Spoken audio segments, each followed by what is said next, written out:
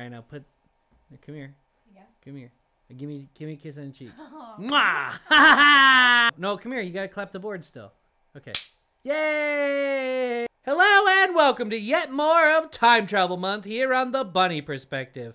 I know that last week I promised to lift your spirits with the shockingly clever slasher film Detention. But I bet a lot of you wondered if this was merely a ploy. God save me from Christmas, it's a lot of humbug. Christmas a humbug? Come now. See, it's that time of year again, that festive time. And there is a Christmas classic that uses the thematic elements of time travel stories.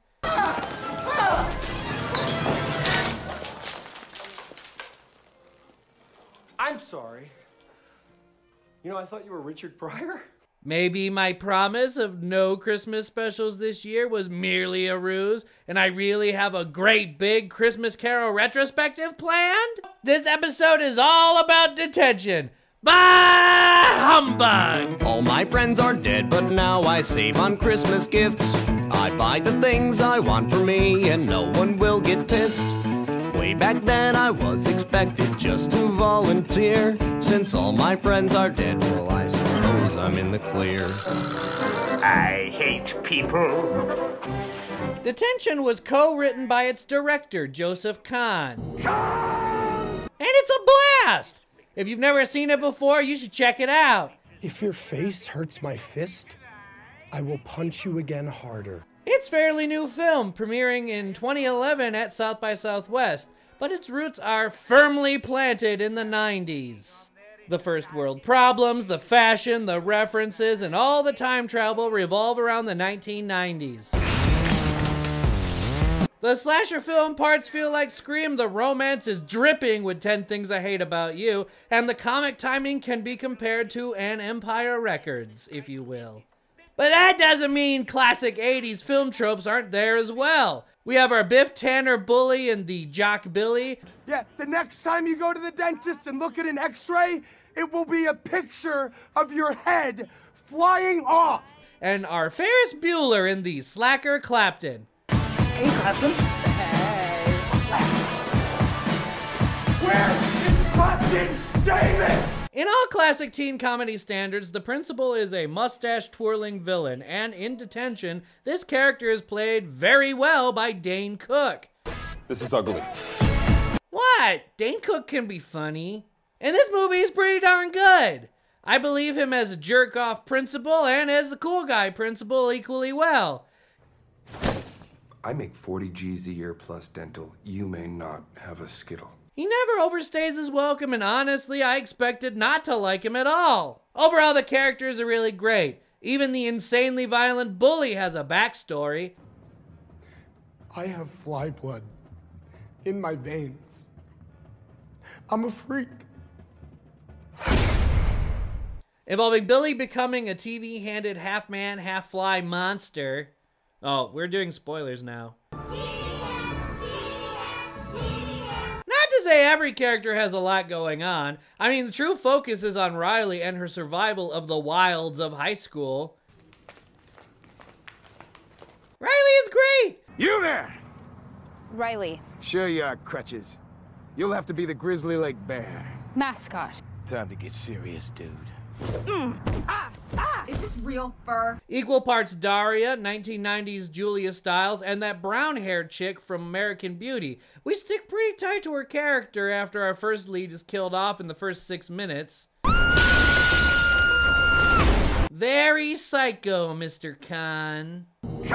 Speaking of our director, like Tommy Wiseau before him, financed his own self-directed and written film. Unlike The Room, however, this is far from a terrible flop that the creator later says was supposed to be a dark comedy, when it was clearly supposed to be a drama. No, Detention is a good movie. Ready for the big game tonight, Coach? Always ready for football! I was shocked to discover it was a budget title in the first place. With this and Kevin Smith's brilliant Red State, it looks like we might be getting a new revolution of creator content. Now, I never should think about the budget in a movie. I mean, if you don't have a lot of money, maybe you shouldn't be making an epic. I am Fever! Woo!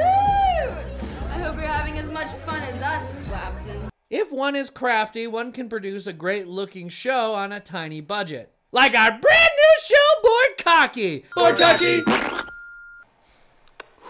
What? Fucking shit. It fell. Yes, Bored Cocky, a show about men children playing board games and cursing like it's still cool.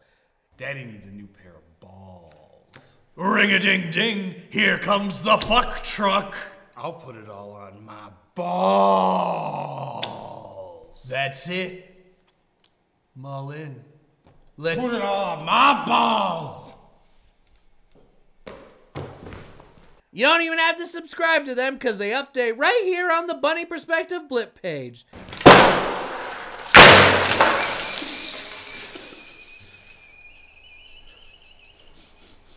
Oh. Give it a shot! We could use the extra ad revenue. Anyway, Detention. If you liked the 90s, you are gonna dig this movie. I wouldn't be surprised we see a lot of 90s inspired media in the near future. Who are you supposed to be, Super Mario? Angela Chase. Aside from the internet already right now. As a culture, we seem to look back about 20 years. Most likely because the kids who grew up in the 90s are now in control. And partly, that's just sort of the way things go. Like how the early 2000s brought us I Love the 80s, and a huge show in the 90s was that 70s show. Take a Nikon photo now, you fuck! Oh, and of course, Happy Days in the 1970s. Mullet beats ponytails. Detention doesn't really parody 90s tropes as much as homage them. The film references modern things, of course. The movie Cinderella is kind of a take on Saw, but it's also a take on Scream. Look, I am not a retarded Nev Campbell, okay? Obviously, it was someone who was dressed like her. All right, you really nuked the fridge with that one. There are texting jokes, but they seem a little stale. You better not sext me. Not interested in the... Especially the mistakenly sending an embarrassing photo to someone sitting right next to you trope. Feels like a dated joke. Who still even does that? This isn't bad. It just goes to prove that this is a 90s movie right down to the dated jokes. A rave? What is this, 1996? This attacker you're describing, Ms. Jones? Sounds just like that horror film. Cinderella. Scream. So if you never saw this movie, you should. It's a very clever nod to 1990s film fans, slasher fans, and of course sci-fi fans. Use what you've learned this semester about quantum physics and build me a time machine. I mean, for fuck's sakes, the turning point of the movie involves a gigantic mathematics formula that saves the day. If these numbers are correct, the world is ending in 10 minutes. The whole world? Yeah. All of Grizzly Lake. It's not the whole world. Have you ever been outside of Grizzly Lake? No. So what's the difference? I tried to keep the spoilers to a minimum, so you'll just have to go see it to see where all the time travel elements are. So go buy it, you little jerks! I'm gonna be so cool, I'm gonna be the best. I'll tell you what I'll do, I'm gonna take the test. 'Cause rock and roll's all about being so fucking cool. Awesome! High five! Wearing any clothes in my swimming pool, and it's all full of ladies, and there ain't no dudes, but I don't do any of them because I'm too fucking cool. And gentlemen, I'm gonna watch my fans go wiggle wild.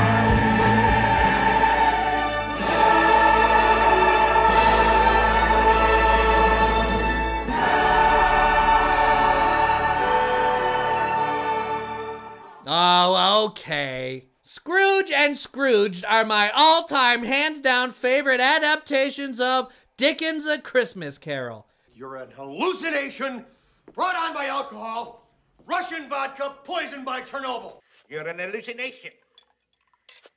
Probably brought on by an undigested bit of beef. They stray widely away from the original in ways that are fun and inventive. That's quite a change, isn't it? Me? Oh, no. I'm through. Don't be quarrelsome. Close your eyes. The musical aspect of Scrooge is wonderful. Life is fine. Life is good. Especially mine, which is just as it should be. And Albert Finney playing a much older man is very convincing. That's all very well for you, but not for me. I hate life. Nonsense, man. Why? He was at the time much younger than Scrooge, and he had me convinced that he was an elderly character actor until very recently. And very recently, he's now become a really old character actor. Huh. Bill Murray is at his comic best in Scrooged. Hey! You glad to see me, or is this a shotgun in your pocket? The updated ghosts are super inventive and never feel forced or stupid. Did you see that, Tina? Frankly, I'm not that dead. Now come on. Making Bill Murray a TV producer and still managing to give him similar stakes to Scrooge is kind of brilliant. Pharisees and parasites and hypocrites and ghouls. I Hate People has got to be one of the best musical numbers ever and gives grumps like me a great anti-holiday chant. Calculating swindlers, prevaricating frauds, perpetrating evil as they roam the earth in hordes. Scrooge is a little on the long side, but that can be expected with musicals. Oh, and Jacob Marley is played by old Ben Kenobi himself, Sir Alec fucking Guinness. It's humbug, I tell you. It's a lot of... Man, does he ham it up, you guys. Remember what has passed between us. Farewell, Scrooge.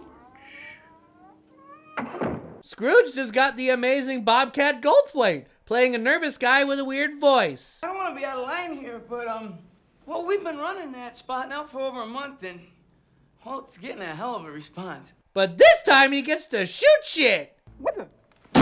Again, you've seen this movie. I can't work late and all that stuff. You know this. You know that Scrooge is a good movie. You don't need me to explain what's so great about it. Okay, death. Death is what's great about it.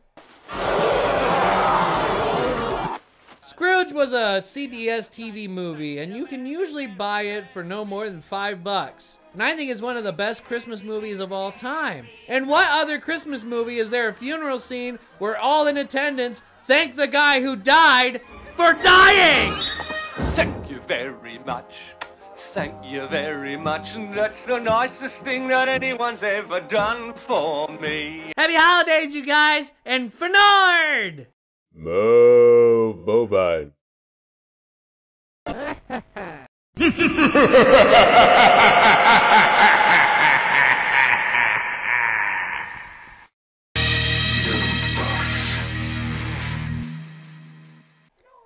Yeah, I know. We got this.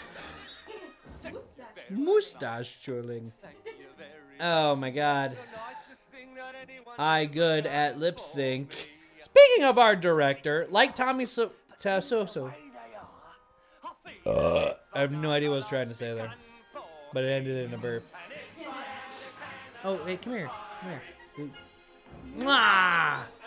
I'm addicted. Okay, come here again. Come here again. Come here. Yeah, one more time.